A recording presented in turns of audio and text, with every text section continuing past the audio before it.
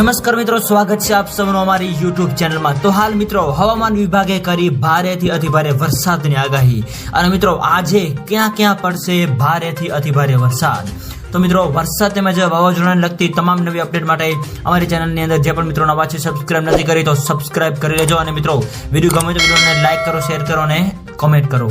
તો હાલ મિત્રો હવામાનની સૌથી મોટી આગાહી અનુસાર આગામી 3 દિવસ રાજ્યની અંદર ભારેથી અતિભારે વરસાદની આગાહી વ્યક્ત કરવામાં આવી રહી છે, જેની અંદર મિત્રો સૌરાષ્ટ્ર, દક્ષિણ ગુજરાત અને મધ્ય ગુજરાત તેમજ ઉત્તર ગુજરાતના અલગ અલગ વિસ્તારોની અંદર ભારેથી અતિભારે વરસાદની આગાહી સાથે તો બીજી બાજુ કચ્છ જિલ્લાની અંદર પણ હળવાથી મધ્યમ વરસાદની આગાહી જે છે એ વ્યક્ત કરવામાં આવી રહી છે। હાલની આપણે જો વાત કરીએ તો નવરાત્રીની અંદર મિત્રો ભારેથી અતિભારે વરસાદની આગાહી વ્યક્ત કરવામાં આવી રહી છે।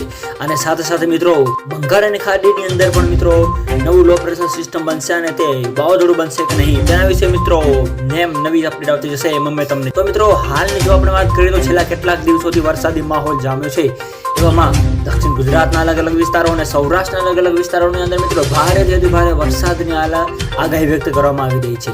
આ સાથે સાથે મિત્રો ચોમાસું હવે વિદાય લઈ રહ્યું છે, એવામાં હવે છેલ્લા રાઉન્ડની આપણે જો વાત કરીએ તો રાજ્યની અંદર ભારેથી અતિભારે વરસાદની આગાહી વ્યક્ત કરવામાં આવી રહી છે।